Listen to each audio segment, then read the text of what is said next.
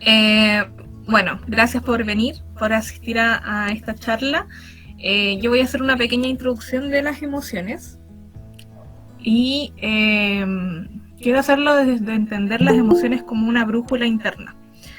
¿Por qué pensé en esto? Hola Luz. Pensé en esto porque muchas veces las emociones se tienden a ver como negativas o positivas. Y el tema con verlas desde esa forma es que si vemos las emociones como algo negativo, tendemos a evitarlo, ¿cierto? Si es que pensamos las emociones como una brújula, es darle una vuelta a esta situación. Es verla como que nos viene a decir algo, nos viene a comunicar algo que está pasando con nosotros. Las emociones, todas, incluso la rabia, la pena, el miedo, que son como estas que yo les digo que son negativas, a mí me gusta llamarlas más displacenteras, tienen una función. En el caso de la rabia, por ejemplo, lo que nos viene a decir es que alguna situación que está pasando nos incomoda y necesitamos poner un límite. Cuando no sabemos cómo poner ese límite, esta emoción nos ayuda a que de alguna forma física, incluso energética, la otra persona tienda a poner cierta distancia. Ahora, las emociones, a diferencia de los sentimientos, y bueno, ustedes si buscan información de la emoción hay un montón de autores que van a ser muy distintos, pero la base siempre es la misma. No sé si ustedes habrán visto la película Intensamente. Ahí a mí me gusta mucho esa película porque grafica muy bien esto. Las emociones son como los colores. Hay emociones que son básicas. En el caso de la que yo me baso son 5, que son la calma, la felicidad, la rabia, el miedo y la pena. Entonces si uno piensa las emociones como colores, estos serían los colores básicos, ¿ya? Y después de eso vienen los sentimientos. Cuando uno a la emoción le mete cabeza, por decirlo de alguna forma, vienen los sentimientos.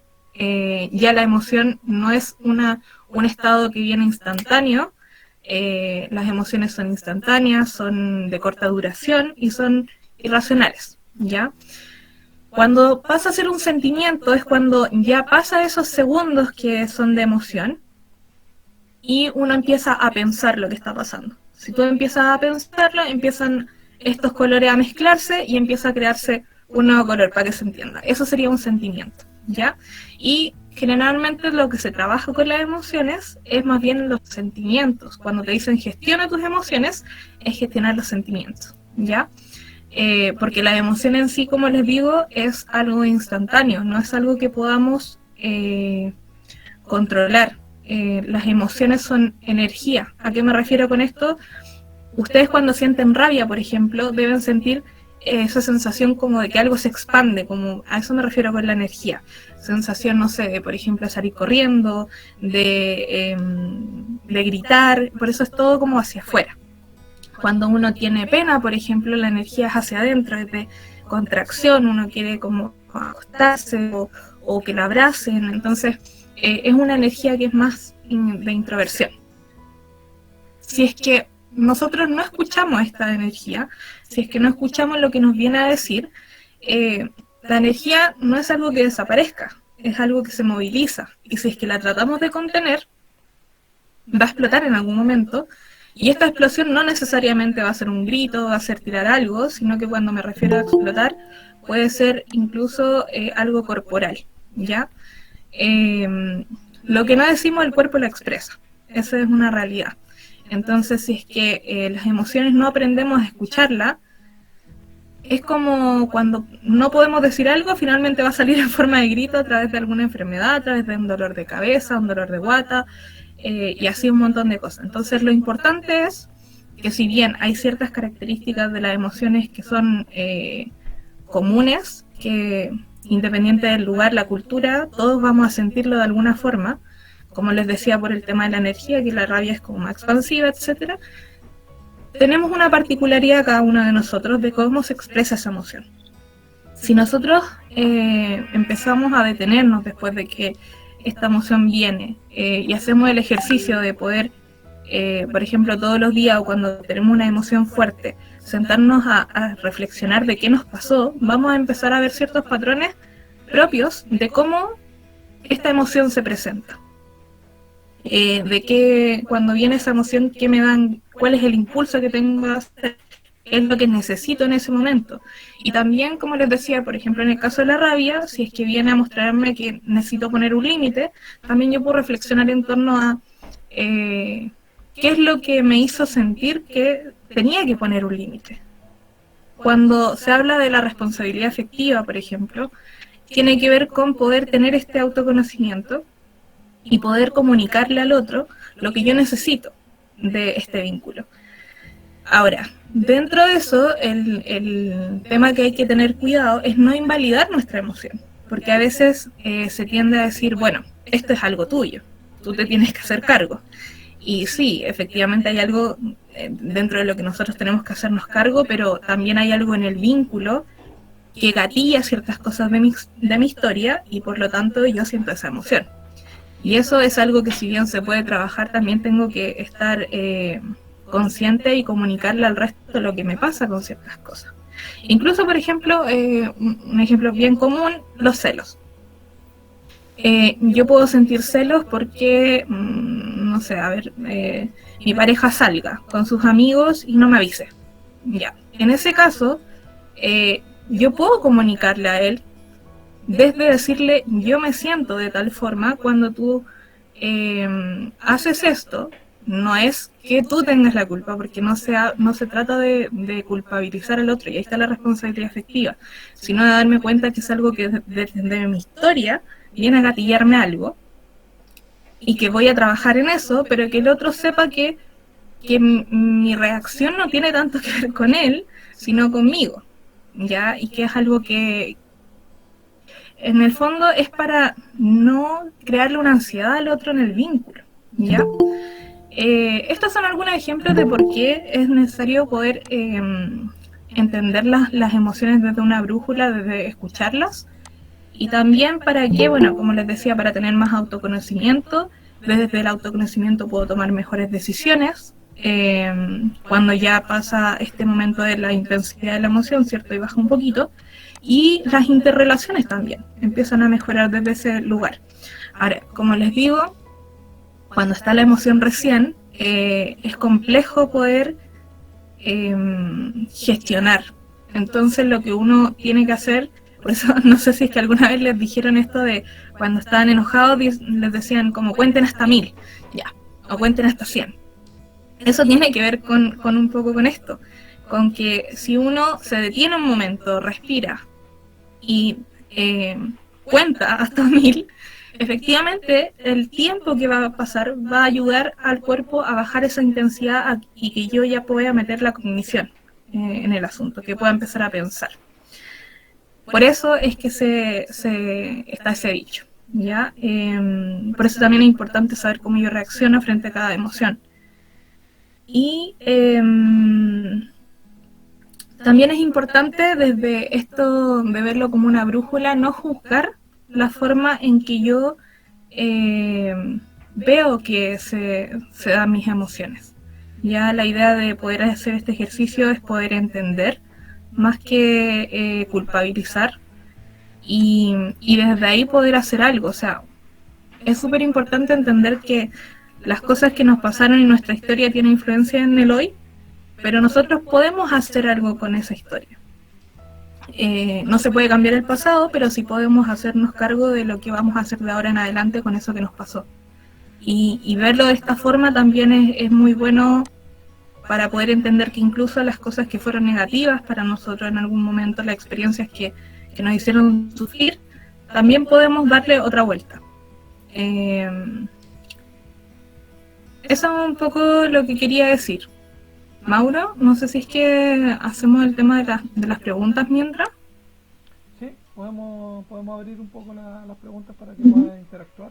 Ahora, si alguien tiene alguna pregunta directa ahora, en este momento, sería un buen momento para poder interactuar con la Dania. También puede ser por qué les motivó venir para acá, por qué están aquí, qué les motivó. Igual van a haber más expositores, pero esta es la parte de la introducción, entonces ver si es que van entendiendo la lógica. Igual vimos que varias personas se integraron después, entonces ver si es que les quedó alguna duda. Hola a todos, mi nombre es Alicia, voy a exponer después también y me gustaría solo reforzar la idea como de no clasificar las emociones como buenas y malas, sino que comprender que tienen un funcionamiento. Sí. Yo después voy a hablar como un poco de que a veces son agradables y desagradables y eso es lo que hay que procesar. Eso. Sí.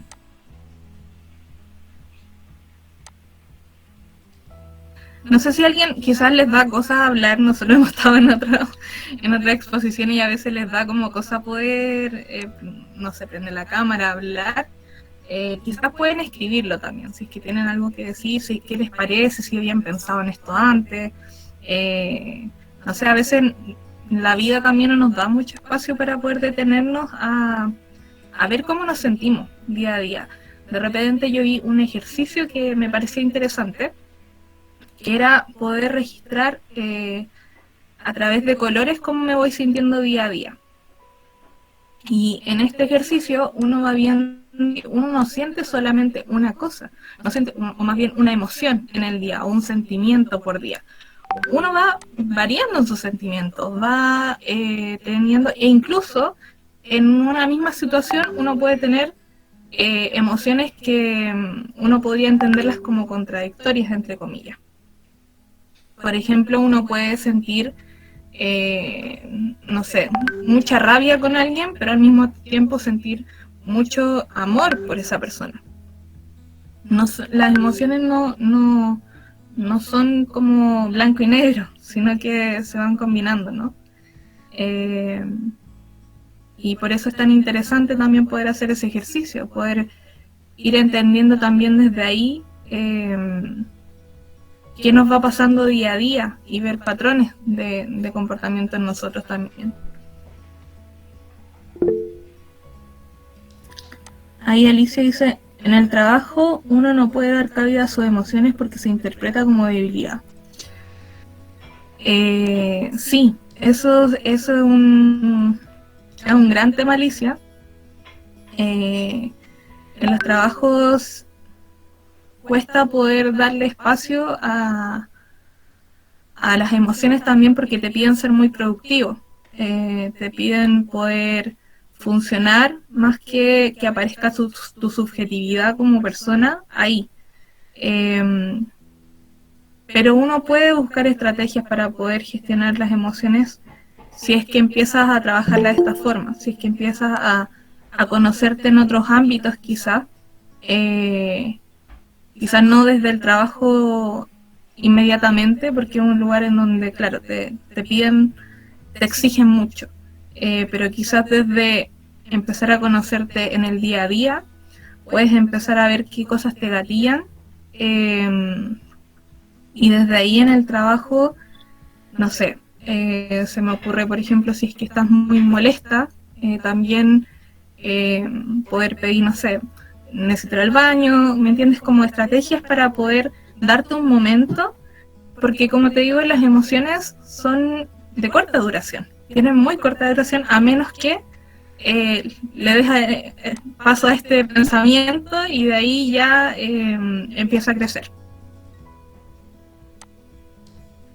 Buenísimo, les voy a dar la oportunidad a una persona más que quiera hacer alguna pregunta, o si no, ya pasamos ahí con Alicia también para que pueda hablar acerca de su tema. ¿Alguien más quiere compartir algo o decir algo? También es importante que puedan decir su sentir las personas que llegaron más tarde, la motivación de por qué les llama a hablar de las emociones. Hola, Ana. Yo quería compartir algo y ver si también me sirve lo que yo encontré. En algún momento yo tuve problemas tanto con mi hija más chiquita, con Samantha, como con Mateo, que la más pequeñita tiene intolerancia a la frustración, y Mateo era un poquito muy brusco con el tema de la rabia, del enojo. Entonces, para poder manejar este asunto, comencé a buscar algunas cosas por Google, por San Google, y resulta que encontré una gráfica sobre la rabia y el enojo, en donde explicaban y decían que la rabia y el enojo, toda esta la frustración se puede manejar haciendo algunas preguntas, haciéndote algunas preguntas tú mismo. Con o sea, a veces uno cuenta, pero no basta, porque la rabia sigue ahí. Entonces, con este esquema que encontré, uno se hace algunas preguntas y en el mismo tiempo que uno se va haciendo las preguntas, como que igual se va relajando y va encontrando si la rabia está justificada o no. Por ejemplo, las primeras preguntas son, ¿el motivo por el cual te sientes enojado es justa? ¿El momento es el adecuado para poder expresar tu enojo? ¿La persona es la correcta con la cual vas a expresar tu enojo? Porque generalmente explotamos con otras personas o en otras circunstancias que no corresponden. Entonces nosotros manejamos ese sistema con los chicos y somos bastante sinceros con respecto a ese tema. Es decir, si estás enojado es conmigo, es aquí, es ahora, y esta es la manera de solucionarlo. Entonces no sé si estará bien este esquema y el modo de plantear esta emoción en particular. Ana, ¿qué edad tienen tus hijos? La más chiquitita tiene 6, va a cumplir 7 ahora en agosto, y Mateo tiene 10. Ya, súper. Bueno, ahí yo creo que cada persona te podría decir una cosa distinta, pero yo creo que no hay una forma única de manejar estos temas. Ya que te lo estés preguntando y que hayas hecho algo con eso, me parece fantástico. O sea, eso ya dice mucho. Al menos así lo entiendo yo. Me pareció muy interesante las preguntas que plantean. Ahora sí, bueno, desde como yo veo las emociones, desde la teoría de donde yo la veo, primero hay que sentirlas, eso sí, antes de pasar a este paso, ¿no? de empezar como a racionalizarlo, sobre todo porque como es energía, hay que darle espacio a esa energía de expresión. Intentar que, claro, no sea una cosa que pase a llevar al resto, ¿no? Pero me parece súper interesante que a partir de esas preguntas, por lo que entiendo, se crea una conversación también entre ustedes. Y eso es súper fructífero, en torno a que van también entendiendo cómo eso va afectando al otro, qué cosas me corresponde a mí, qué cosas le corresponde al otro, etcétera. Entonces, me parece que es una herramienta súper buena. Ahí, Alicia, no sé si es que tú le quieres decir algo a Ana, pero yo encuentro que está genial. No, reforzarla, o sea, creo que es una buena estrategia de las preguntas, ayuda a racionalizar y en general la verbalización nos permite resignificar. Vamos a hacer eso, lo mismo y también hay muchas más. Sí, hay millones. Sí. De hecho, yo menciono algunas también ahí de otras estrategias. Súper. Sí, hay muchísimas. O sea, en ese sentido, si es que ustedes buscan o le preguntan a alguien, hay muchas formas de manejar distintas situaciones, pero también es importante como saber cómo las emociones se presentan en mí. Si bien hay ciertas cosas que son, como les digo, transversales, sí hay ciertas particularidades de cada uno por nuestra historia.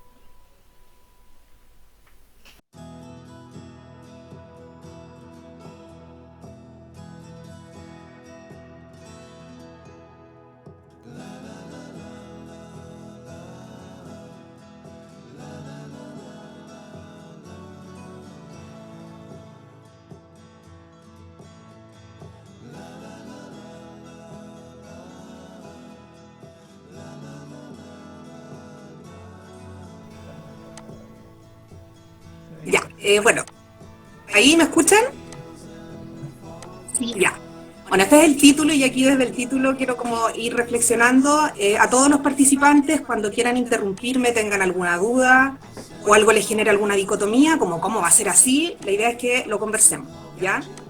Entonces, bueno, esta presentación se titula Los estados de ánimo del ser humano y pongo ahí entre comillas natural, ¿ya? ¿Por qué pongo natural? Porque hay un llamado a conectarnos con la naturaleza en general, que, bueno, diferentes estilos de vida nos han llevado a estar como lejos, así como ahora los niños ni siquiera juegan con tierra, por ponerlo de alguna forma muy cotidiana. Y bueno, Alicia Pino es mi nombre, soy psicóloga y puse ahí también entre comillas con la confianza de la experiencia, y no hablo tanto de la experiencia profesional, sino que mi experiencia humana. O sea, yo antes que todo soy persona, soy ser humano y pertenezco a la naturaleza, entonces por eso pongo ahí con la confianza de la experiencia 36 años de vida terráquea. Independiente de si existen o no vidas en otros lugares, yo me reconozco como viviendo en la Tierra y soy parte de ella, por lo tanto soy un ser natural. Eso como de introducción a lo que voy a seguir. Mauro, por favor. Bueno, hablo de los estados de ánimo y aquí hay una diferencia al hablar de los estados de ánimo y la emoción. Como decía Vani al principio, las emociones aparecen por diferentes razones. Y desde que aparecen las teorías de la emoción entre el 50 y el 60 con estas emociones básicas, hasta ahora ya podemos hablar de más de 3.000 emociones. O sea, hay diferentes autores que hablan muchísimo. Pero los estados de ánimo es algo más estable en el cual viven muchas emociones. Entonces, ¿cómo se define el estado de ánimo? Como un humor o tono sentimental. Y ahí hablamos de sentimental, de sentimientos, como bien decía Vania, los sentimientos son emociones procesadas. Entonces es un tono, es algo que nos está pasando que puede ser agradable o desagradable, no bueno o malo. Ahí refuerzo esa idea de que no hay emociones ni buenas ni malas, que acompañan alguna idea o situación y se mantiene por algún tiempo. En esta forma, es una forma de estar o permanecer que expresa matices afectivos. Un ejemplo claro de un estado de ánimo agradable: empezar una relación amorosa con alguien que me gusta mucho y me motiva. Ando con un estado de ánimo súper agradable, de enamorado. Lo contrario, en el desamor hay un estado de ánimo de duelo, de dolor. Bueno, cualquier tipo de pérdida implica un estado de ánimo de duelo, que es un estado sentimental más o menos permanente en el cual fluctúa mi emoción. Pero sí, a mí porque me gusta hablar más de estados de ánimo que de emociones, porque al hablar de la emoción es tan infinito, pero hablar del estado de ánimo es como le pasa algo a esa persona y todos se dan cuenta. Es como en los ambientes de trabajo también, como alguien hablaba, vi por ahí que alguien dijo, escuché, que como que en el trabajo no se pueden manifestar las emociones porque te encuentran como débiles. Sí, yo comparto y comprendo, empatizo con el no exhibir abiertamente todas las emociones, pero hay una realidad dada que el estado de ánimo igual se nota. Entonces hay que tener esa conciencia también de que nuestro estado de ánimo siempre se nota. No sé si a alguien le genera como dicotomía el pensar y aceptar que cuando andan con algún estado de ánimo los demás, aunque no les digan nada, igual lo perciben. ¿No? Se nota. Por lo menos a mí me ha pasado que de repente llegáis a un lado o uno te das cuenta que está como el ambiente, como que uno siente que se puede cortar con una cuchara, así como que está... O al contrario también, a veces hay ambiente, uno llega a un cumpleaños y están todos súper felices, por ejemplo. Exacto, también. Sí, pues las dos cosas, o te notan o tú también notas, pues, como que sea... Claro. Gracias, Mauro. ¿Seguimos avanzando? Entonces ahí tenemos por qué yo voy a hablar de los estados de ánimo en el ser natural. Bueno, para poder comprender los estados de ánimo como parte de la naturaleza hay que tener algunos axiomas vitales. El concepto de axioma no sé si todos lo manejan, de repente es muy técnico, pero es como una verdad indiscutible. Entonces para mí, para poder procesar esto, hay una verdad indiscutible que tiene que ver con el existir, con la vida misma. Y primero es que el ser humano persona, al igual que el resto de los animales y seres vivos, posee una relación indisoluble con la naturaleza. O sea, no tenemos la posibilidad de existir sin la naturaleza, tan sencillo como el aire que respiramos. El ser humano persona es afectado inevitablemente por los seres y ciclos de la naturaleza. Así como todos los seres a nuestro alrededor, desde los bichitos y los ciclos de naturaleza, como que en verano tengo calor y en invierno tengo frío. O sea, nos afecta. Y de la misma manera, la naturaleza que circunda al ser humano, persona, se afecta inevitablemente por nuestra conducta, por lo que nosotros hacemos como seres vivos en un determinado espacio. Necesito saber si están de acuerdo con esto o a alguien le incomoda eso, para poder seguir avanzando. ¿Alguien considera que no es verdad lo que ahí aparece? ¿No? ¿Todos dicen Hola, que sí? yo quería decir que al comienzo, o sea, hace años atrás yo pensaba que no era tan así, pero ahora con que estoy saliendo del estudio y ya viendo más allá de lo que hay, sé que es inevitable que sea así. Así que, por ejemplo, si hay alguien que piense que no es así, seguramente en el futuro va a encontrar que inevitablemente es así. Claro, hay como un proceso de maduración con el comprender eso también, como, por ejemplo, como aprender a botar un papel en la basura casi. ¿cierto? Gracias. También alguien más, Rocío, parece que alguien comentó que sí estaba de acuerdo también. Ya, gracias. Con eso ya puedo seguir avanzando, Mauro. A la siguiente. Bueno, por lo tanto, desde estos axiomas vitales entendemos que existir implica afectar. ¿Ya? Si yo existo, yo nací, yo estoy afectado. Eso es así. ¿Ya? Por ejemplo, y algo bien sencillo, como para que sea indiscutible y aterrizándolo mucho en la realidad diaria, sentir el olor de una persona o un ser vivo es percibir a ese ser vivo. Yo siento el olor, por lo tanto sé que existe. Disfrutar o no ese olor, o sea, que me guste o no me guste, es un afecto. Por lo tanto, un afecto. Entonces, la existencia de todo ser a mi alrededor me afecta. Me dé o no me dé cuenta. Otro ejemplo, también muy cotidiano, muy claro. Todos poseemos seres queridos cuya experiencia de vida nos afecta. Asimismo, somos un ser querido para otras personas o seres a quienes afectamos. Y aquí, cuando hablo de seres vivos también, y a los niños les cuesta muy poco pensar inmediatamente en sus mascotas. Cuando a un niño se le pide dibujar la familia, hasta antes de los 10 años generalmente incluyen a las mascotas y son un ser vivo en su casa que consideran parte de la familia. Por lo tanto, nos afecta sí o sí. Comprender y aceptar cómo nos afectamos implica una toma de conciencia y responsabilidad biopsicosocial. O sea, comprender estos axiomas vitales, estar consciente de estos axiomas y entender que todo me afecta y yo afecto todo de una manera indiscutible, porque somos parte de la Tierra y estamos en una simbiosis, implica el hacerme responsable de esta realidad y de este conocimiento. Es como, si yo sé que los autos no van a parar, a menos que estén en rojo, yo tengo la responsabilidad de esperar a que tenga rojo para cruzar la calle. Es como, a ese nivel de responsabilidad lo quiero poner, como, si no me doy cuenta de esto y no me hago responsable de ello, voy a estar chocando con diferentes murallas y el ser humano se afecta en la salud mental cuando no queremos asumir esta responsabilidad. Sigamos avanzando. Bueno, hasta ahora nadie me ha interrumpido. Cualquier cosa, yo estoy atenta a cualquier comentario. Y quiero profundizar en esta realidad biopsicosocial. Tiene 3 conceptos: biológica, psicológica, no psicosocial ahí en la parte del medio, y social al final. Hay un pequeño error. Cuando hablamos de la biología, lo que había mencionado, tenemos que comprender que tenemos una simbiosis con el medio ambiente. Por ejemplo, el aire que respiramos y el agua que tomamos. O sea, lamentablemente, desde la revolución industrial, el ser humano ha aprendido a explotar la naturaleza de una forma, bueno, que también se ha traspasado al humano. O sea, también hay humanos explotados, hay poderes que no respetan el existir de otros seres ni de la naturaleza. Así se ha creado la sociedad, así ha avanzado el mundo globalizado, Occidente, etc.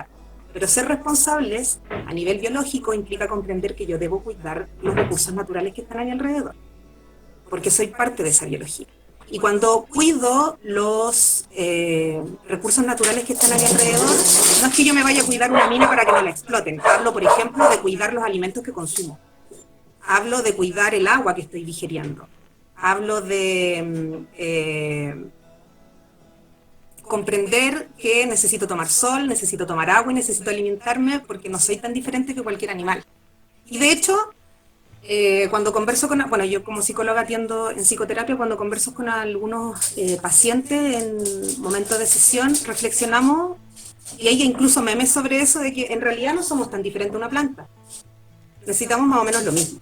Y eso es comprenderse un ser natural. Eso desde la biología. También desde la biología comprender que funcionamos de cierta manera. O sea, el ser humano tiene un funcionamiento. Por ejemplo, las personas que somos, me incluyo como amantes de los perros, sabemos que hay cosas que les caen mal a los perros, sabemos que tienen que pasear, que hay que hacer esto, que un montón de responsabilidades con el cuidado de una mascota. Y el montón de responsabilidades que tenemos con el cuidado de nosotros mismos como seres vivos, a nivel biológico, nos lo enseñan en la básica.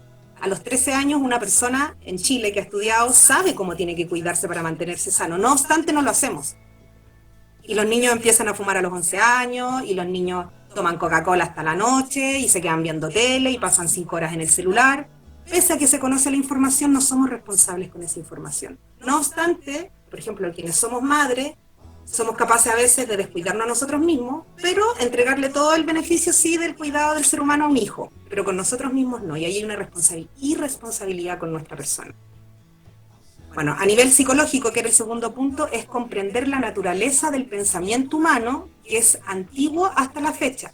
Somos una especie con determinado comportamiento cíclico, ¿ya? El ser humano como especie y el comportamiento se está estudiando de verdad desde Aristóteles, que es como un referente más antiguo que podemos encontrar.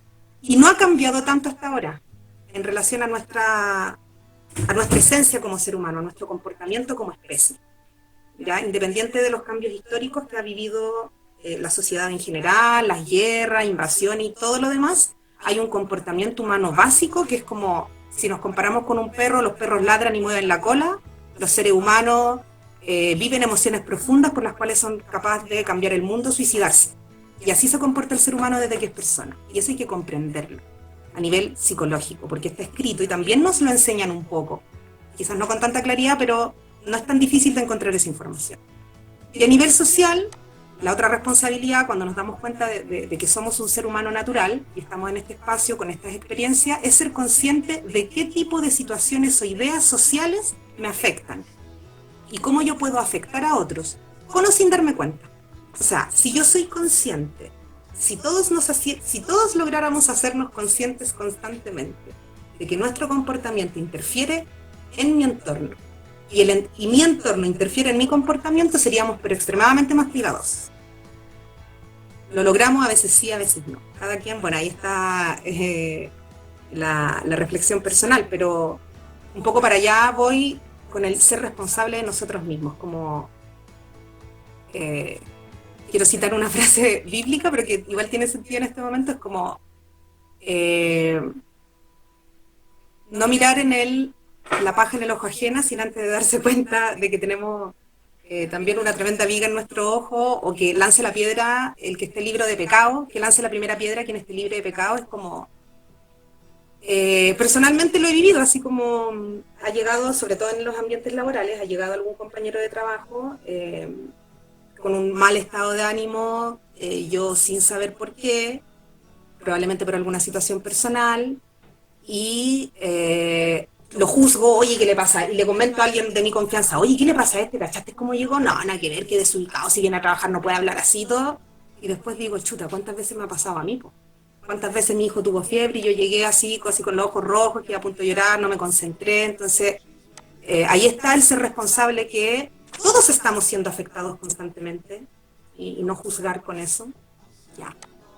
Sigamos.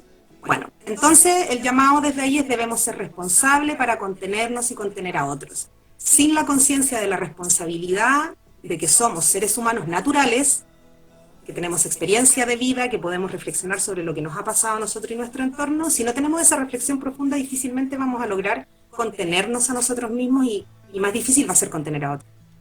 El primer paso de contención emocional individual es entendernos profundamente como parte de la naturaleza y el universo.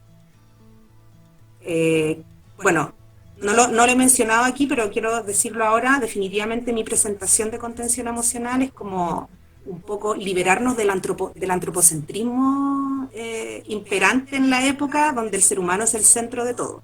¿Ya? Creo que la salud mental tiene que abordar el desantropocentrismo, no sé cómo decirlo, como dejar de creernos que somos el centro del universo, porque no es así. Somos parte de la naturaleza. Ni siquiera la Tierra es el centro del universo, ni siquiera el Sol. Entonces, como somos parte de la naturaleza del universo, debemos vernos así, o si no va a ser más difícil. Hay un concepto que es súper importante que nos conecta con esto a nivel cerebral, que es el ciclo circadiano. Nuestro cerebro tiene un ciclo, que es un ritmo de cuando se activa y se desactiva. El ciclo circadiano es el ritmo de funcionamiento cerebral asociado al día y la noche, y que compartimos con muchos más seres vivos. O sea, hay flores literalmente que con el sol se abren y cuando se oscurece se cierran. Los niños, que son seres humanos más naturales que nosotros, porque vienen recién llegando al mundo sin toda la contaminación de la sociedad actual, cuando se les regulariza más o menos el sueño, se espera como que durante el día estén despiertos y en la noche tengan sueño, y eso sería como lo óptimo acorde a nuestro ciclo circadiano. Nuestro cerebro está más activo con la luz del día al amanecer y se empieza a desactivar al anochecer. Como como hemos creado un sistema de vida de 24 horas, de estar siempre ahí, el cliente tiene la razón 24/7, cortamos esos ciclos, pues eso también va afectando nuestra salud mental. Y lo otro y aquí como voy a salirme un poco de la psicología, de lo más científico quizás, a lo más holístico, o, ¿cómo se dice?, alternativo, que es la biodescodificación. No sé si alguien tiene alguna información de eso que quiera compartir.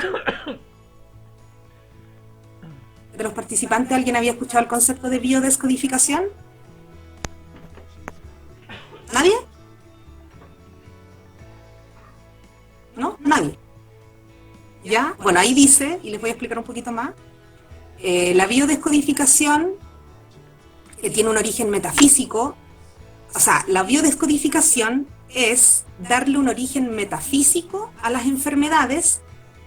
Por lo tanto, la biodescodificación da un origen metafísico de enfermedades y su significado emocional. O sea que cada cosa que nos pasa a nivel físico, un síntoma, una fiebre, un dolor de estómago, una enfermedad en sí, cualquiera tiene una lectura desde lo metafísico y desde lo emocional. Desde lo emocional, que es lo que hemos estado hablando, Vania profundizó más ahí todo, se supone que cada padecimiento físico, síntoma y enfermedad se relaciona con alguna emoción que tenemos que aprender a transitar y que no lo hemos hecho adecuadamente. Por ejemplo, no sé si alguien había escuchado, porque esto es bien popular, que dicen así como, le dio cáncer de pura pena. ¿Alguien ha escuchado algo así de los participantes? ¿Alguien que quiera comentar o no? ¿Saben que se enfermó de pena o de rabia? ¿Alguien ha reflexionado algo así alguna vez? Me gustaría escuchar alguna experiencia. ¿O de alguien cercano? ¿Me escuchan? ¿Sí? Alicia. Ah, ya. Alicia, sí, yo he escuchado a personas que les ha dado cáncer decir, yo sé por qué me dio cáncer. ¿Y qué dicen? Y tiene que ver con su historia de vida, su experiencia, etcétera. Y como a la afectación negativa emocional, o sea, negativa, claro, como desagradable. Sí. Claro. La biodescodificación entrega una respuesta a eso, así como que existe literatura asociada, que como que comprueba o valida esas reflexiones que son superhumanas también, porque son reflexiones que pueden tener personas poco instruidas. Por ejemplo, la gente en el campo dice, no sé si alguien tiene orígenes o familia en el campo, que como se enfermó de pura pena. Es muy popular en el campo escuchar esas cosas. Comprendiendo profundamente, con poca instrucción y desde el contacto que existe más. Sí, Rocío ahí comenta que el dolor de estómago al miedo también es otra forma de comprender que nuestras emociones nos generan afectaciones físicas que se pueden transformar en enfermedades un poco. De eso habla la biodescodificación. ¿Y por qué tiene un origen metafísico? Falta de aire a la ansiedad también. Gracias, Mauro. Pasemos y ahora termino con la última. ¿Tiene la última diapositiva? Sí, por favor. Quería comentar que todo esto igual tiene un origen científico. De hecho, yo lo pasé cuando estudié enfermería. Pasé el hecho científico de que estaba demostrado científicamente que las personas que estaban enfermas reaccionaban mejor a los tratamientos cuando estaban en un entorno más amable y menos hostil. Cuando las personas se deprimen e incurren en un término llamado inmunodeficiencia por sentimiento. Son inmunosupresivos, creo que era el término correcto, perdón. Hace mucho tiempo que no repaso mis cuadernos. Sí. Gracias. Sí, no sé qué más quería. Sí, te escucho. Sí, quería también compartir mi experiencia con un tema que tuve hace algún tiempo. Hace más de un año ya van, más van a cumplir ya 3 años, de que empecé con un dolor de cabeza crónico. Resulta que también la ansiedad, la depresión por la que estaba pasando, las crisis por las que estaba pasando, todo me estaba afectando demasiado y el dolor de cabeza se intensificaba. Si bien cuando me hicieron los estudios se reveló que tenía un quiste en el área parietal, después de que intenté que me vieran médicos, después de toda la lucha que tuve con el área neurológica del San José, decidí dejar todo eso de lado. No, o sea, estoy esperando la llamada de neurología, pero decidí dejar toda esa preocupación de lado y vivir el día a día. Algunos lo tomaron como derrotista, el tema de decir, ya, si me voy a morir, me voy a morir igual. Pero el tema no era tomarlo como una derrota, sino decir, si tengo fuerzas para vivir, si tengo estas ganas de seguir adelante, ninguna enfermedad me va a derrotar. Y incluso con esa determinación fue que empezó a bajar el dolor de cabeza, que ya no era tan crónico ni constante como antes. Gracias, gracias Ana, ¿cierto? Sí. Dice Ana, sí, muchas gracias Ana por por la confianza de compartir tu historia, de verdad.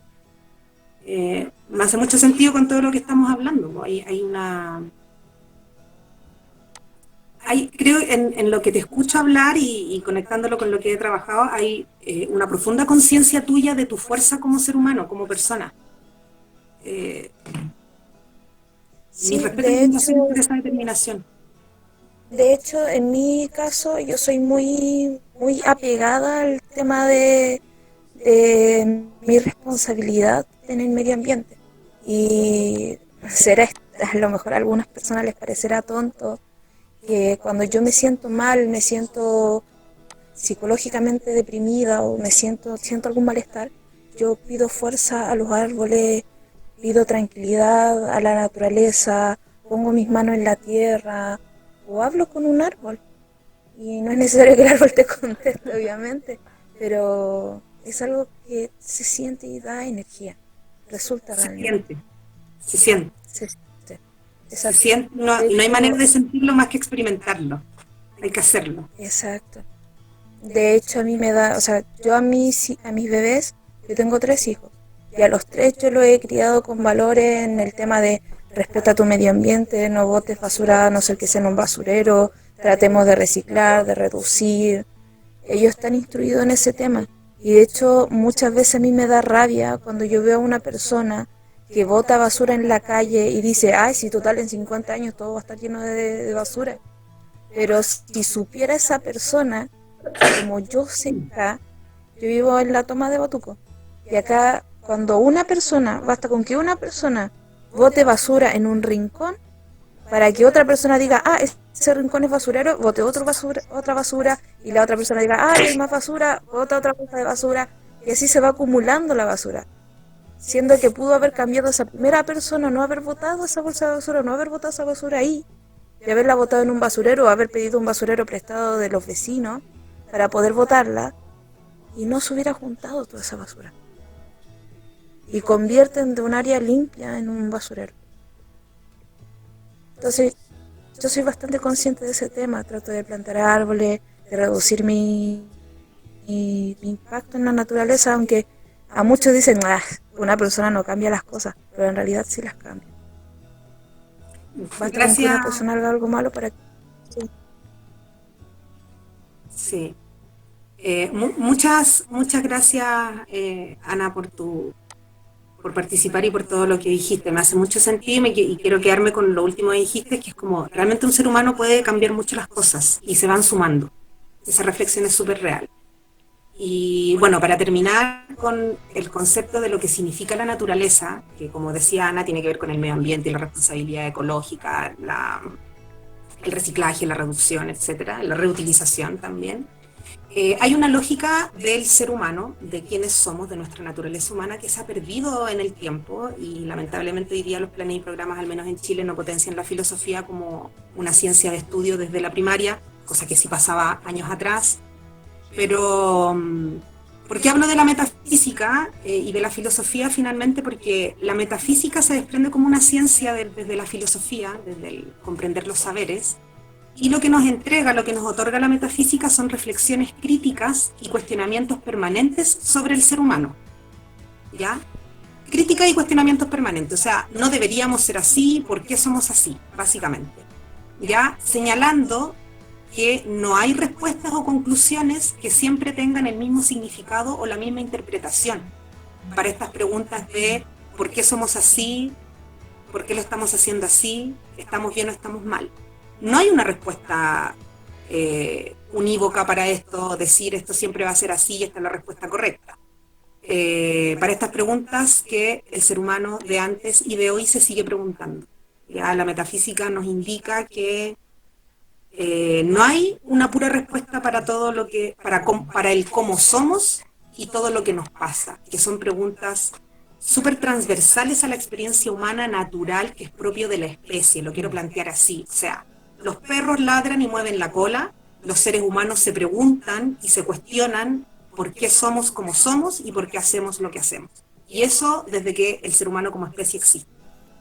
Al no encontrar esa respuesta, porque no existe una única respuesta, ni una conclusión definitiva, es desde ahí, desde el por qué somos así, por qué hacemos lo que hacemos, que se desprenden todo el resto de las ciencias y conclusiones y caminos de poder explicar, y está la medicina, y está la psicología, y están las religiones, y está un infinito de caminos y literaturas que nos pueden dar respuesta al por qué somos como somos, por qué hacemos lo que hacemos, por qué nos pasa lo que nos pasa. Muchos caminos, muchos. La biodescodificación es uno de esos, por ejemplo, alternativo. Las religiones, la psicología, pero lo que sí es real, indiscutible, que es parte de nuestra naturaleza el hacernos esta pregunta. Y buscar la respuesta también es algo que nos da sentido de vida. Y saber que no hay una respuesta única para esto, ni la conclusión total, nos hace entender que no es algo de lo que nos vamos a desprender y es algo que yo siento, y con esto concluyo, y con esto me despido, desde estas reflexiones, que hay un llamado a aceptar nuestra naturaleza real como seres humanos, que implica el no entender algunas cosas y que nos afectan. Eso. Con eso... Buenísimo. Muchas gracias, Alicia. ¿Te pasaste? No sé, cualquier comentario, pregunta, duda, etcétera, aquí estoy. Justamente alguien más si quiere decir algo antes de que empiece ahí a mostrarse, quizá ya Genaro, ya que debería ser ya entrar a hacer su tercera charla. Pero alguien si quiere ya cerrar algo, alguna idea que quedó en el aire o algo que quieran decir, también igual está abierto el chat, ¿cierto? Pueden decirlo, pero si alguien quiere hablarlo ahora o le nace decir algo, también bienvenido, este está el espacio. 3, 2, 1.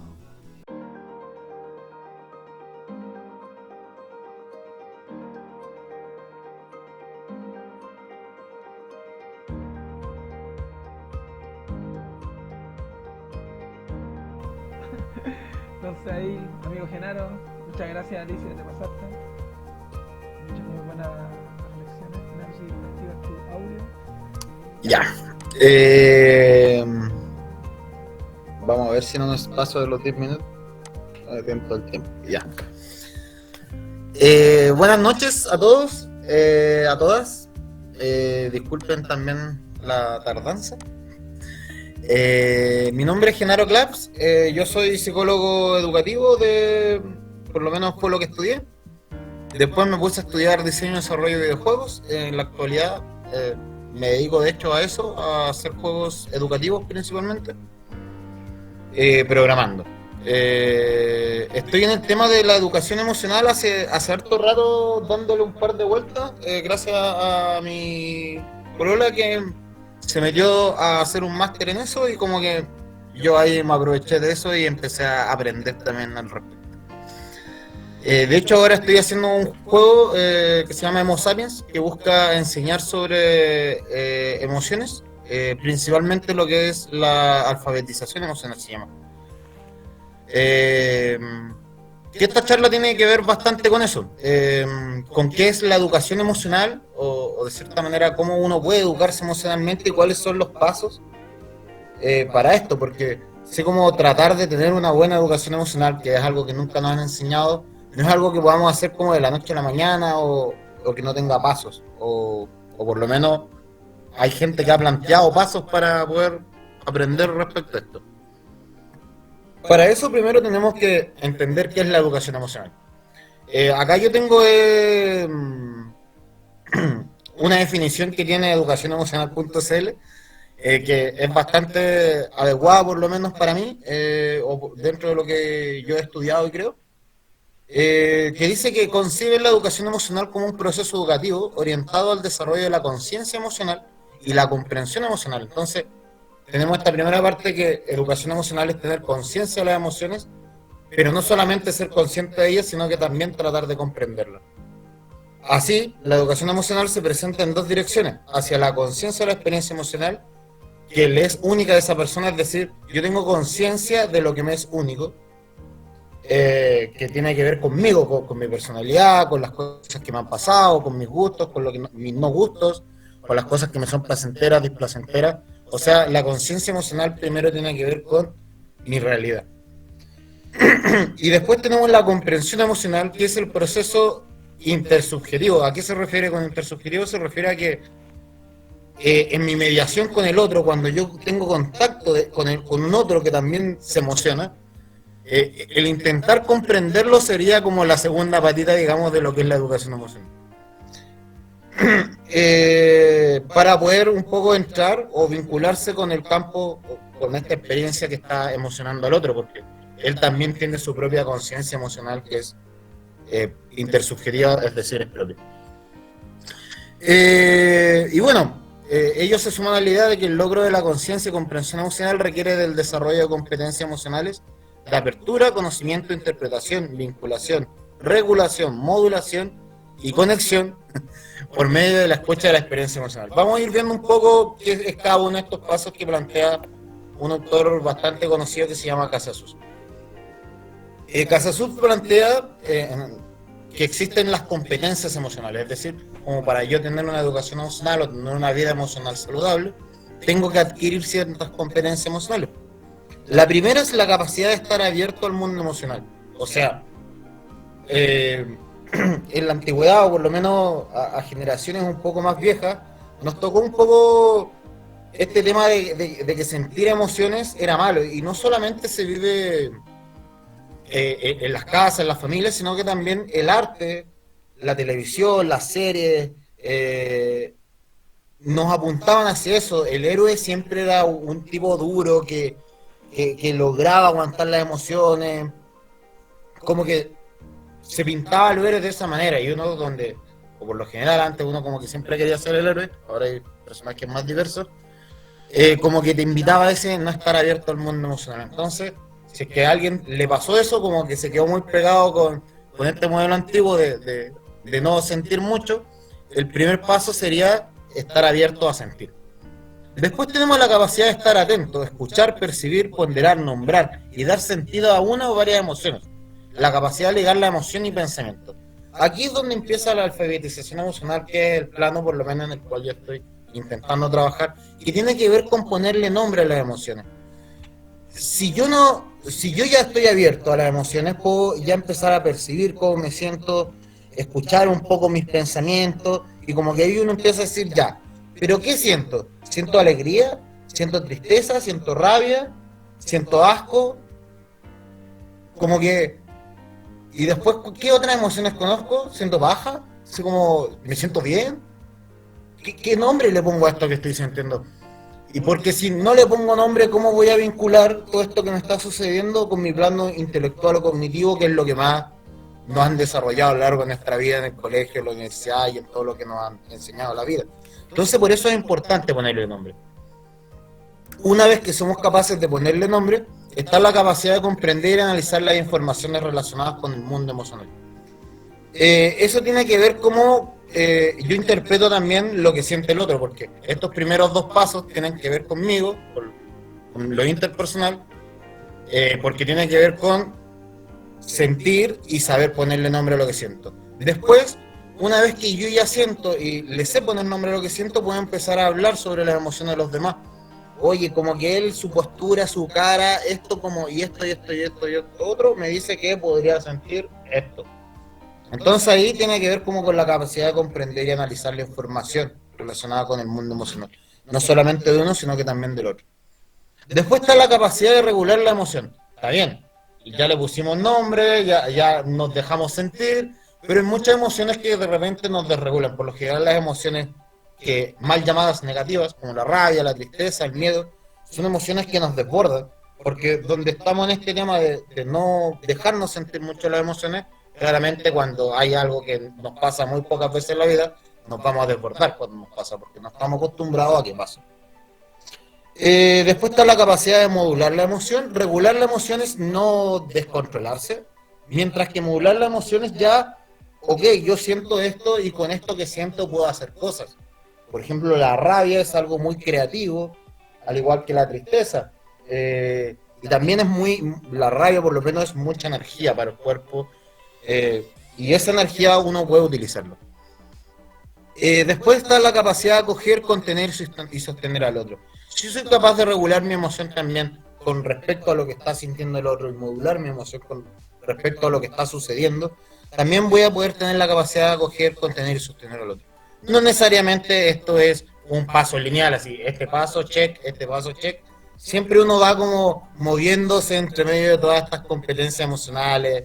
Algunos tienen más desarrollada una, otros otra, y así como que se va dando la cosa, según lo que les haya tocado vivir. Pero es importante como considerar que existen estas competencias emocionales y teniendo claro también como esta separación, de repente es más fácil entrenarla que tratar de entrenar todas las cosas al mismo tiempo, que ansiedad. Bueno, un primer paso es la conciencia emocional, que es, como les dije, lo que yo estoy trabajando y lo que vamos a hablar un poco de las charchas. La charla, ¿no? La charla. La conciencia emocional es el primer avance que debe existir para el camino del autoconocimiento y desarrollo de las competencias emocionales. La conciencia emocional es aquella que permite que el ser humano pueda desarrollar un conocimiento de su propio mundo y experimentarla en primera persona. Vizquerra, que es un viejito bien simpático, no sé si es tan viejito, pero un caballero que yo sigo así a todas partes porque tiene muy buenos libros y en español ha sido una de las personas que más ha estudiado emociones, porque si vamos a hablar de emociones, sentimientos, estados de ánimo en inglés, va a ser muy absurdo tratar de estudiarlo en inglés porque ponerle nombre a las cosas tiene que ver también con nuestro lenguaje, con nuestro idioma. Entonces, yo creo que igual siempre recomiendo estudiar las emociones desde tu lenguaje madre, podríamos llamarlo. Pero Vizquerra la define como la capacidad para tomar conciencia de las propias emociones y de las emociones de los demás, incluyendo la habilidad para captar el clima emocional de un contexto determinado. Dentro de esta competencia específica, los siguientes aspectos a trabajar. Primero tenemos que tomar conciencia de las propias emociones, que es lo que habíamos hablado al comienzo. Dar nombre a las emociones, que es súper importante. Para eso nosotros necesitamos aumentar nuestro vocabulario emocional. Yo estuve haciendo una aplicación que fue por cómo conocí a Mauricio, en la cual tengo más de 60 emociones, estados de ánimo y sentimientos definidos. Gracias a Vizquerra, que tiene un diccionario de las emociones y tiene un libro que se llama El universo de las emociones. Y a otra chica que se llama Rocío, Roque, que ella es chilena también y tiene un set de cartas que se llama La danza de las emociones. Definiciones maravillosas, una aterrizada de cada una de las emociones muy linda y que te invita siempre con una pregunta como a pensar en las emociones. Así que, ojo ahí, después les voy a dar el dato. Pero Rocío Roque y La danza de las emociones es muy buena. Bueno, después está la comprensión de las emociones de los demás. Tomar conciencia de la interacción entre emoción, cognición y comportamiento. O sea, cuando nosotros sentimos o cuando nosotros experienciamos, porque en realidad siempre estamos experienciando, y experienciar lo incluye todo, incluye la conducta, incluye nuestra emoción, incluye nuestro pensamiento y nuestro espíritu, si es que ustedes tienen creencias en el espíritu o en la energía.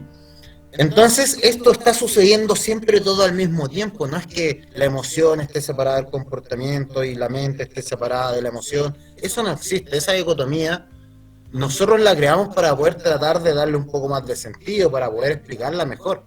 Pero en la realidad esto está funcionando todo al mismo tiempo. Entonces no podemos separar la emoción ni de la mente ni de nuestro comportamiento. Nunca olviden eso también. Y bueno, si vamos a hablar sobre emociones, tenemos que definir también qué es una emoción. Pues si estamos hablando de que hay que ponerle nombre a cada cosa, también hay que ponerle definición a cada cosa. En este caso, o por lo menos yo voy a definir las emociones como reacciones sugeridas al ambiente que van acompañadas de respuestas neuronales y hormonales. Tiene que ver con la biología también. Generalmente se expresan como agradables o desagradables. Vamos a hablar siempre de emociones placenteras o displacenteras. Y se consideran reacciones de tipo adaptativas que afectan una manera de pensar y ser. Eso es súper importante. Las emociones son respuestas adaptativas.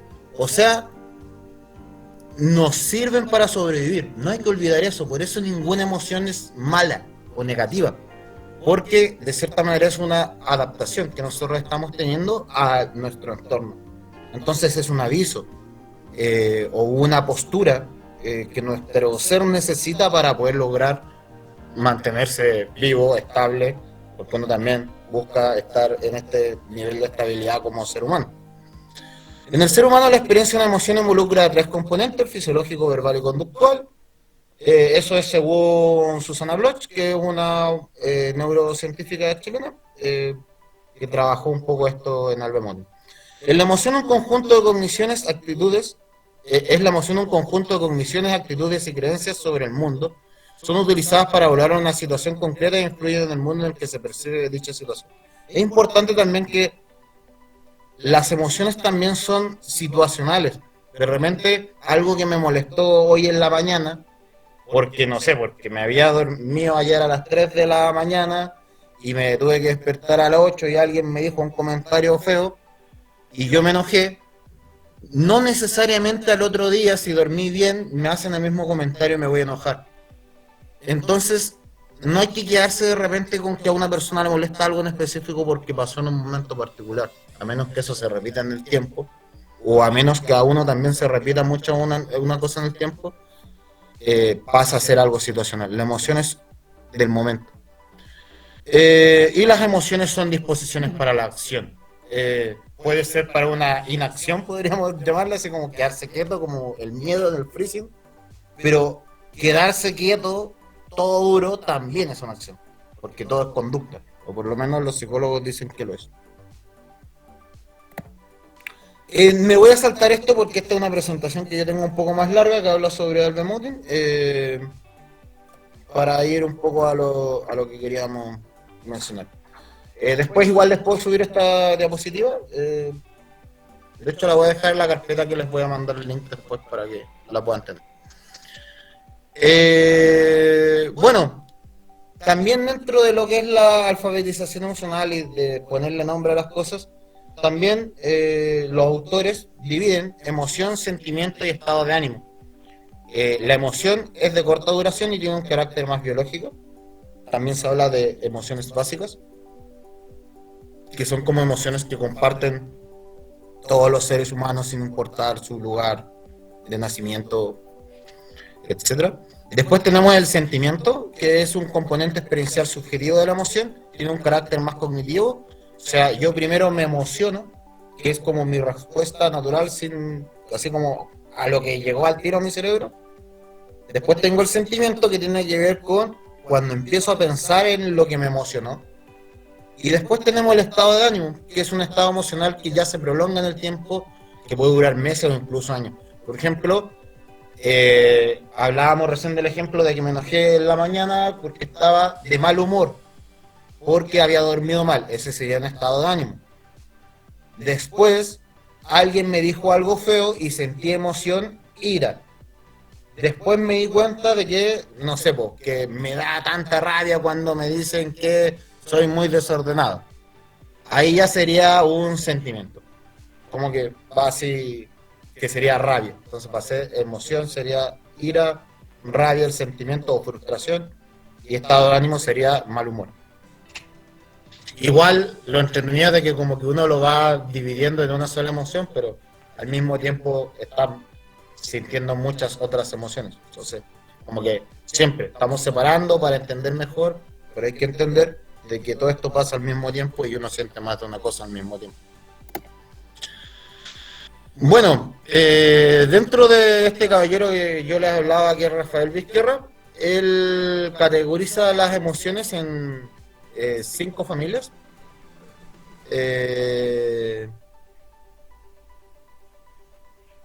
Me falta, no sé si me faltó. Bueno, sí, me falta amor. Él categoriza las emociones en 6 familias, que son la alegría, la felicidad, la tristeza, el miedo, la rabia y el amor. Vamos a revisar un poquito así como rapidito cada una. Primero está la ira, que es una reacción de irritación, furia o cólera desencadenada por la indignación y enojo de sentirse vulnerable de nuestros derechos. La ira se genera cuando tenemos la sensación de haber sido perjudicados. Se desencadena ante situaciones que son valoradas como injustas o que atentan contra los valores morales y la libertad personal. Pueden generar situaciones que ejercen un control externo en coacción sobre nuestro comportamiento, mucho bla bla.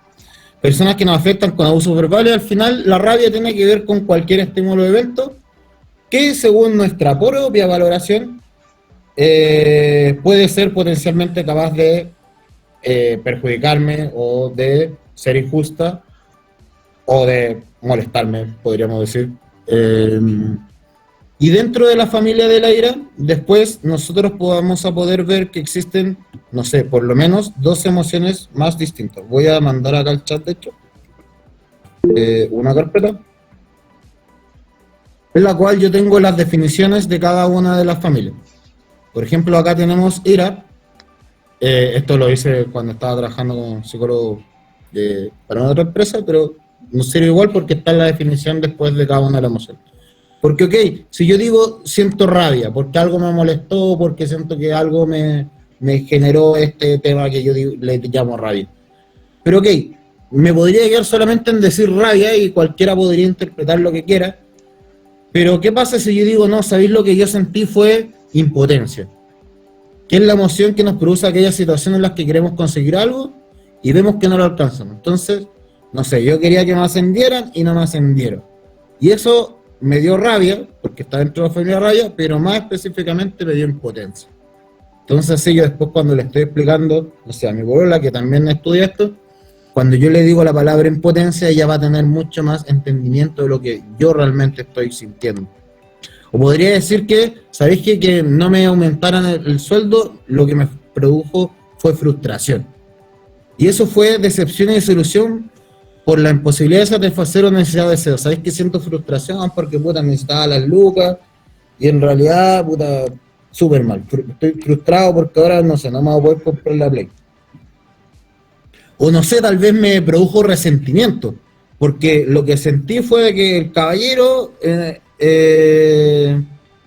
siempre que tiene la oportunidad de cagarme, me caga. Como que yo le pido algo y siempre no, entonces en realidad estoy resentido con esto. Entonces, de la misma experiencia, yo puedo sentir muchos tiempos de rabia y mientras mejor los defina, es más claro para el otro qué es lo que realmente me está pasando. Y no solamente para el otro, sino también es más claro para mí ir leyendo o viendo estas definiciones y decir, mira, ¿sabes qué? Esta es. Esto es lo que siento. Eso no sabe lo liberador que es, como ponerle un buen nombre y ponerle una buena definición, libera de esa emoción.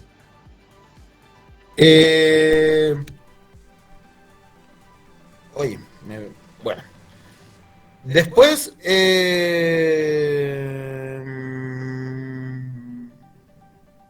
Control Mayus. Bueno, después tenemos el miedo. Cosas importantes de la ira. La rabia por lo general tiene que ver con estar más en el presente, dentro de las emociones, porque al final uno siente como más rabia en el momento. Y la rabia es una de las emociones que más energía nos genera, porque en la antigüedad, cuando nosotros no era tan compleja nuestra cognición, la rabia nos servía para darnos la energía suficiente para poder pelear. Entonces, rabia es mucha energía, mucha fuerza. Después tenemos el miedo, que es como la antítesis de la rabia. Así como la rabia es mucha energía, el miedo es una... Bueno, el miedo y la rabia... Estaba pensando en la tristeza, disculpen. Bueno, el miedo es la emoción que se experimenta ante un peligro real o inminente, que se vive como arrollador y que pone en riesgo la salud y la vida.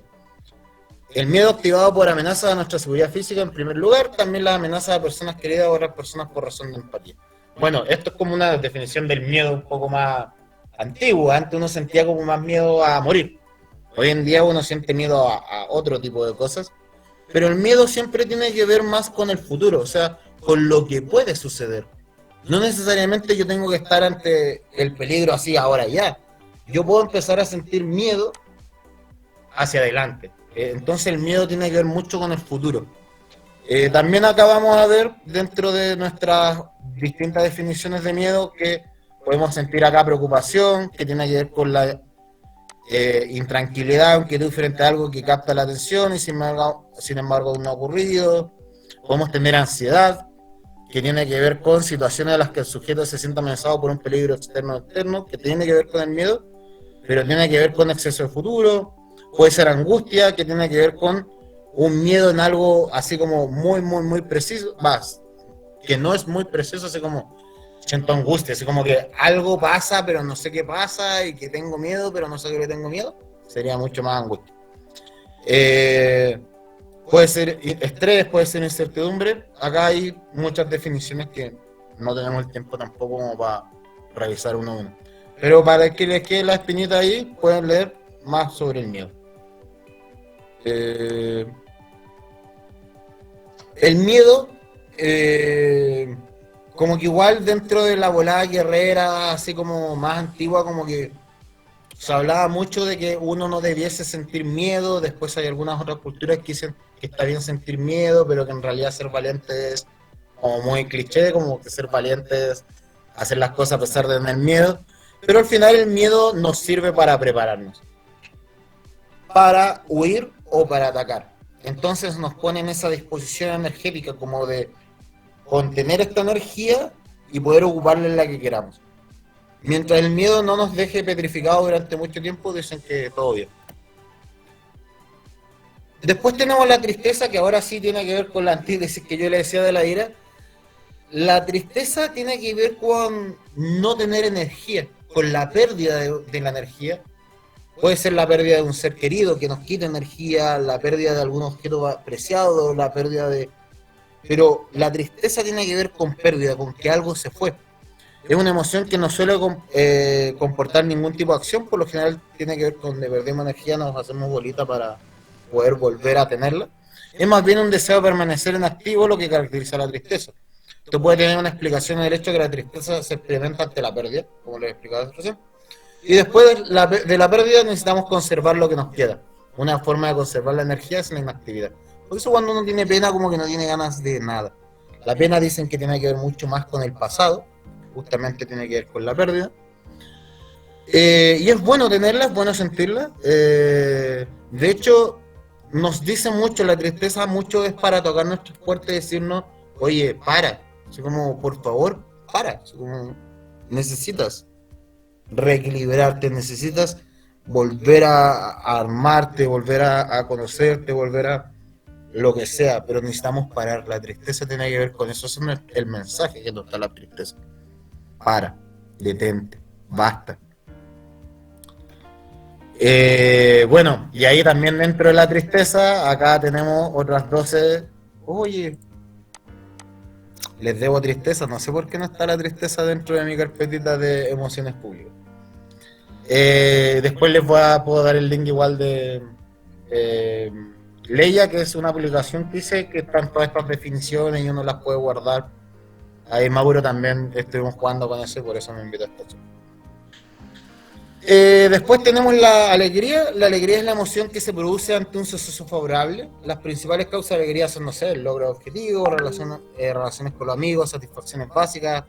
La alegría es presente, claramente. Es como este destello que nos sucede, que al cual necesitamos responder con una sonrisa, con el cuerpo, hay gente que grita de alegría, que llora de alegría. La alegría es una emoción intensa, pero tiene que ver con el momento. La alegría no permanece en el tiempo, que es la diferencia con la felicidad. Bueno, también dentro de las alegrías tenemos acá un montón de alegrías. Tenemos el entusiasmo, el júbilo, que tiene que ver con así que no lo podéis contener, se le llama júbilo. Cuando uno hace como los perritos que se hacen pipí de llanto, que estaban hablando recién de los perritos, eso es júbilo, así, júbilo por verte. Bueno, ahí está el alivio también. El alivio es un tipo de alegría, así como, ese pasó, alivio. Bueno, y así está el placer, la diversión, el humor, la motivación, optimismo, etc. Y como les decía, la diferencia entre alegría y felicidad es que la felicidad tiene que ver con algo que es mucho más estable, con algo que te mantiene en el tiempo. La felicidad, de hecho, es como la búsqueda de la felicidad, así como la búsqueda máxima del ser humano. Al final esto tiene que ver con que nosotros partimos como manteniéndonos vivos, así como, ok, solamente nosotros necesitamos mantenernos vivos como seres vivos. Pero que acá, como dice, los organismos han sido diseñados para aumentar las probabilidades de supervivencia, pero la mayoría de los esfuerzos de nuestra sociedad y de los humanos en la actualidad es la felicidad o bienestar, es como nuestra búsqueda actual. Pero Vizquerra nos dice de manera muy bonita que la felicidad no es un punto de llegada, sino un camino que se está haciendo. No es algo que se tiene o que no se tiene, sino algo que se trabaja, un proceso de construcción personal. Por lo menos, él nos habla de esta felicidad como una búsqueda constante, como un camino, como un estado. Al final, la mejor manera de definirlo es un estado como de alegría, pero que tiene que ver con muchas otras cosas. Es una emoción bastante compleja de definir. Pero acá también tenemos como distintos tipos de felicidad, como puede ser la plenitud, que tiene que ver como con sentir que lo tengo todo en este momento, o con el florecer, que tiene que ver con como, es que justo ahora como que todo se cruzó y se alineó y estoy como floreciendo, estoy explotando en creatividad, no sé, conocimiento, o lo que les importe en la vida. La dicha, que tiene que ver como con el gozar con lo que se hace, con el día a día. La paz interior, que rico es sentir paz interior, equilibrio, paciencia, liberación. Acá hay distintas felicidades o tipos de felicidad. Y después, para terminar, tenemos el amor. A mí siempre la definición de amor que más me va a gustar en la vida es aceptar al otro como el legítimo otro del grande Maturana. Que a pesar de lo simple de esta frase, que es aceptar al otro como un legítimo otro, qué difícil es aceptar de verdad, porque aceptar al otro tiene que ver con aceptarse primero uno mismo, y aceptarnos no tiene que ver con dejarse, no sé, maltratar o dejar que el otro pase por encima, sino que tiene que ver con que entender que el otro es un otro, que lo voy a aceptar como un otro, pero también me tengo que aceptar a mí como un otro, y en esa como choque de aceptaciones entre aceptarte a ti y aceptarme a mí, hay un punto medio que se llama amor, como que ese enlace que se hace entre tus límites y mis límites. Bueno, Vizquerra la define: el amor es la emoción experimentada por una persona hacia otra, se manifiesta en desear su compañía, alegrarse con lo que es bueno para ella y sufrir cuando ella sufre. Es el afecto que sentimos por otra persona, grupo, animal, cosa o idea. Vivir el amor implica participar activamente de la construcción activa del bienestar del ser amado. Eso es súper importante dentro de la definición de Vizquerra, como que el amor no solamente tiene que ver con lo que el otro me hace sentir y con lo que el otro pueda sentir por mí, sino que tiene que ver con cómo construimos nuestro bienestar en común. Por eso les decía como esta idea de que mi aceptación más tu aceptación y cómo nos vamos cruzando para que ambos estemos bien, como ese punto intermedio, esa línea delgada que le llaman los guerreros también, de la cordura. En ese sentido, el amor combina la ternura con la razón para la acción. Qué linda frase. El amor combina la ternura con la razón para la acción, emoción, cognición y comportamiento. Y bueno, el amor también tiene distintas facetas, que también las vamos a poder encontrar acá en nuestras familias. Está la ternura, la confianza, la autoestima, porque el amor no solamente hacia afuera, sino que también hacia uno mismo. Está la autoestima, está la admiración, la simpatía, la autoconfianza, la compasión, la amabilidad, la autoaceptación. Y de hecho, yo creo que este es como el fin para mí, yo creo, por lo menos dentro de todo lo que es la educación emocional, el fin tiene que ver como con el amor propio y hacia el otro, como que en ese aceptar y aceptar al otro y aceptarme a mí mismo, como que voy encaminado en la educación emocional, como que se trata siempre de mí mismo y del otro y de entenderme y de entender la emoción del otro con cordialidad, respeto. No, el amor, maravilla. Bueno, por algo todos no, por algo hay tantas historias sobre el amor y tantas definiciones de él. Bueno, esto es una pinceladita de lo que podría ser la alfabetización emocional, de lo importante que es como conocer nuevas palabras para definir cómo nos sentimos. Creo que ese es mi mensaje para ustedes. Con mucho amor les digo eso. Encuentren nuevas formas de expresar lo que sienten o de por lo menos ponerle un nombre para ustedes mismos, para poder entender su emoción y que no sea algo tan abstracto y tan en el aire que no sé controlar o que no sé de dónde viene o por qué pasa. Buscar la definición les va a ayudar a entenderse y entenderlo, para después poder modularlo y seguir haciendo todos los otros pasos que tienen que ver con las competencias emocionales para la vida saludable. Eso. Buenísimo. Bueno, muchas gracias, Genaro. Te pasaste. Sí, me pasé caleta en el tiempo, disculpe. No, te pasaste, bueno, sí, justamente en honor al tiempo, ahí con la otra persona, igual yo no quiero quitarle la oportunidad si alguien quiere preguntar algo o quiere comentar algo o quiere abrir algo con respecto a esto. Ahora ya pasaríamos al cierre, que sería abrir nuevamente ahí en el Jamboard. Voy a empezar a mostrar para poder ver cómo se están sintiendo al final de esta charla y esta conversatoria. Pero lo ideal sería que habláramos un poco, ¿cierto? Porque al final va a quedar un poquito expositivo lo que aquí traspasa de Genaro, que un poco con respecto a la importancia de ampliar nuestro vocabulario emocional.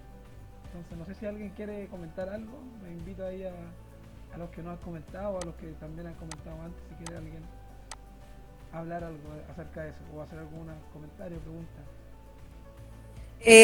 Sobre lo importante de manejar como más conceptos, hay desde las neurociencias se habla de la granulidad emocional, como poder identificar diferentes matices en las emociones y que en el fondo es incorporar conceptos verbales a la comprensión de la vida misma, po. En eso estaba pensando que es súper importante, por ejemplo, yo que trabajo en escuela, a los niños entregarles palabras que puedan explicar lo que les pasa. Y desde ahí se va generando granulidad emocional en ellos para que entiendan que no se tienen que enojar igual si se le pierde algo en la sala a que si alguien va y le pega y lo amenaza, por ejemplo. No deben reaccionar igual ante esos dos enojos. Como niveles de enojo. Por ejemplo. Claro, granulidad emocional ante el enojo. Exacto. Buenísimo. Bien, como que, claro, no todas las emociones están en el mismo grado. Y se sienten iguales en cada momento. ¿Alguien más quiere compartir algo más?